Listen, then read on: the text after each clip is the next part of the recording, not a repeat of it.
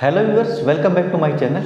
आज हम एक नई वैकेंसी के बारे में बात करते हैं। ये नई वैकेंसी भारत सरकार के गृह मंत्रालय यानी मिनिस्ट्री ऑफ होम अफेयर्स के अंदर जो आईबी डिपार्टमेंट है, इंटेलिजेंस ब्यूरो, उसमें इंटेलिजेंस ब्यूरो में ACIO पोस्ट ग्रेड सेकंड यानी ACIO है assistant central intelligence officer grade second.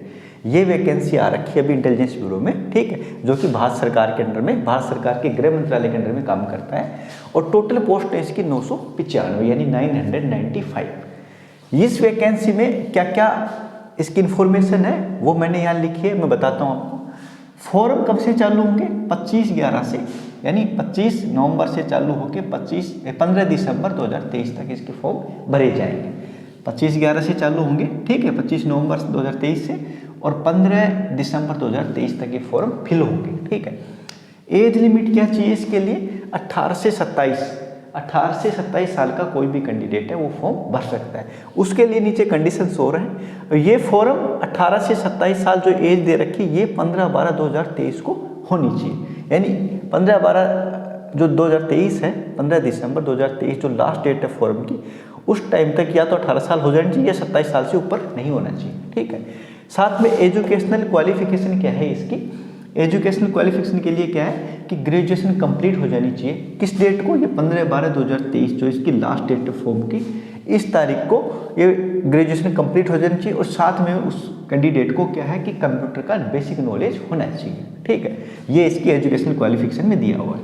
Graduation यानी ग्रेजुएशन में आपके बैचलर कोई भी डिग्री हो, BTech, BCA, BA, BSc कोई भी हो, BCom, ठीक है, बैचलर डिग्री कंप्लीट होनी चाहिए। साथ में कंप्यूटर का उसको बेसिक नॉलेज होना चाहिए, ठीक है। ये कंप्लीट हो जाना चाहिए 15/12/2023 तक। इसके बाद बात करते हैं फी, यानी फीस कितनी लगेगी या फिर रिक्रूटमेंट प्रोसेसिंग चार्ज कितना लगेगा। इसमें देखो कितना है। Male candidate of UR, EWS और OBC, यानी जो मेल कैंडिडेट है, यानी मेल कैंडिडेट जो फॉर्म भरेंगे उनमें भी कैटेगरी कौन सी? UR, EWS और OBC। इन तीनों कैटेगरी के लिए क्या कि 100 + 450 यानी 450, टोटल मिला के 550 यानी 550 रुपये इनकी फीस लगेगी, जो मेल कैंडिडेट है UR और EWS और OBC के। इसके बाद जो बाकी कैटेगरी बच गई, यानी जो फीमेल बच गई इन्हीं कैटेगरी की, और बाकी दूसरी कैटेगरी SC OBC, उनके लिए जो ये लगेगा आपका रिक्रूटमेंट प्रोसेसिंग चार्ज या फीस, वो लगेगी 450 रुपये, ठीक है। ये हो गया आपका फीस के बारे में। इसके बाद बात करते हैं ये जो टोटल पोस्ट है 995, ये पोस्ट कौन कौन सी कैटेगरी की कितनी कितनी है?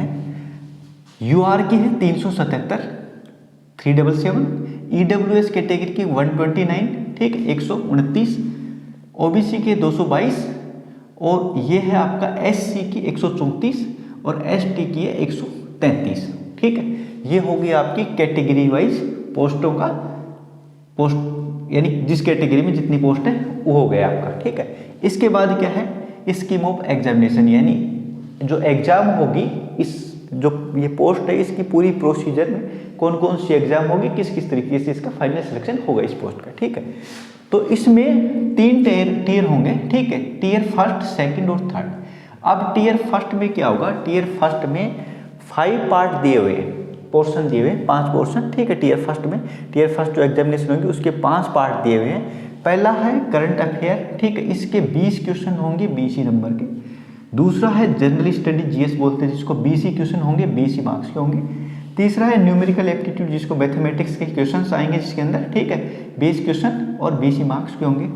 रीजनिंग और लॉजिकल एप्टीट्यूड, ये 20 क्वेश्चन होंगे, 20 मार्क्स होंगे, 20 क्वेश्चन 20 मार्क्स।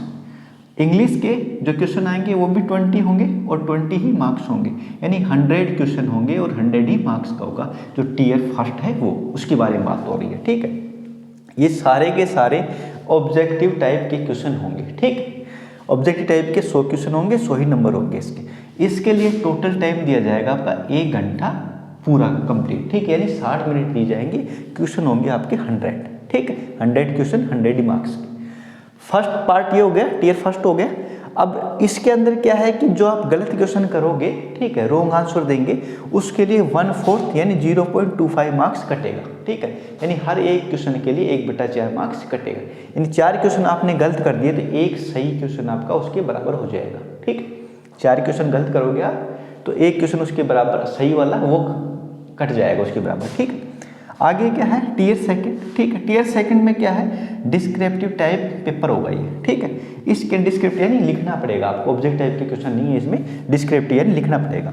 इसमें क्या है, पार्ट ए क्या है, ऐसे होगा एक 30 नंबर का, यानी आपको एक निबंध लिखना पड़ेगा इंग्लिश के अंदर, ठीक है। कोई टॉपिक दिए जाएंगे 2, 4, 5 जो भी है, उनमें से किसी एक टॉपिक पे आपको 30 नंबर उस पर आप एक ऐसे लिखना पड़ेगा, वो होगा 30 नंबर का, ठीक है।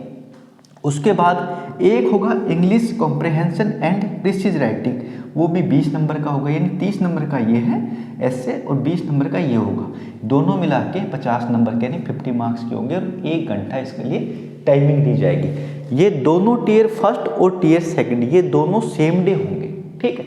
ये दोनों सेम डे होंगे, यानी ये होगा फिर ये होगा। इसके बाद क्या होगा, जो इन दोनों में क्वालिफाई होंगे, यानी दोनों के मार्क्स जोड़ेंगे टीयर फर्स्ट और टीयर सेकंड के, इनके मार्क्स जोड़ के कैटेगरी वाइज आपकी मेरिट जाएगी, ठीक है। किसके लिए, इंटरव्यू के लिए। इन दोनों टीयर फर्स्ट और टीयर सेकंड के दोनों के मार्क्स मिला के और जो टोटल वैकेंसी आपकी उसका 5 गुना, ठीक है।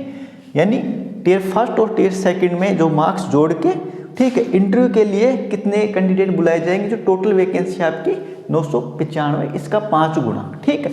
यानी 4600-4700 कैंडिडेट को इंटरव्यू के लिए कॉल किया जाएगा। टीयर फर्स्ट हो गया, टीयर सेकंड, दोनों के मार्क्स जुड़ेंगे, दोनों के मार्क्स में कैटेगरी वाइज जो वैकेंसी है उनका 5 गुना इंटरव्यू के लिए बुलाया जाएगा, ठीक है, 5 टाइम्स।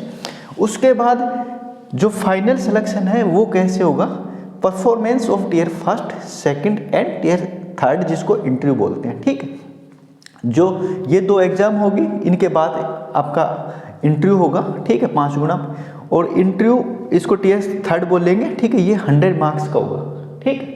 ये सारे मिला के आपके 250 का, यानी 100 का ये हो गया, ठीक है, 50 का ये और 100 का ये हो गया आपका इंटरव्यू, ठीक है। टोटल मिला के 250 नंबर, यानी 250 मार्क्स पे आपकी मेरिट जाएगी, यानी 250 नंबर आपके मैक्सिमम मार्क्स होंगे।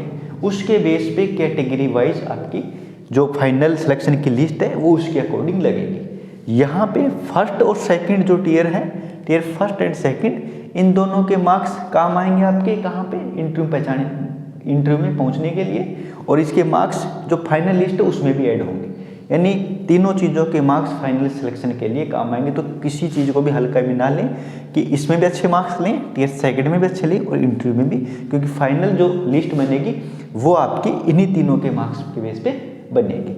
और ये वैकेंसी जिसमें डेट दे रखी है फॉर्म कब से कब भरने, तो आप जल्दी से जल्दी फॉर्म भर दें, क्योंकि लास्ट टाइम पे क्या होता है कि जैसे लास्ट डेट नज़दीक आती है वैसे वैसे कई बार साइट बिजी हो जाती है, ठीक है, तो फॉर्म नहीं भरे जाते।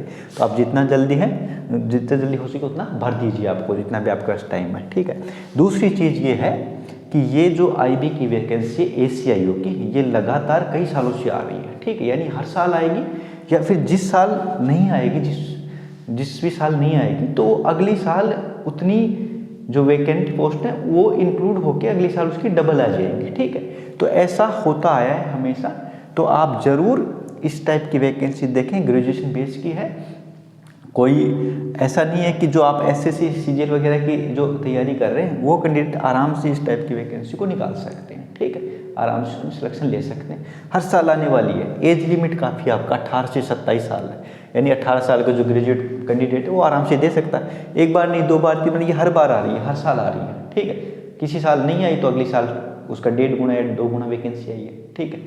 तो ये आपका ACIO IB की ACIO पोस्ट, यानी assistant central intelligence officer grade से, बहुत अच्छी वैकेंसी है, बहुत अच्छी पोस्ट है ये, ठीक, ऑफिसर लेवल की पोस्ट है। तो आप इसमें अप्लाई करें और अच्छे से तैयारी करके अपनी एग्ज़ाम दें। Thank you.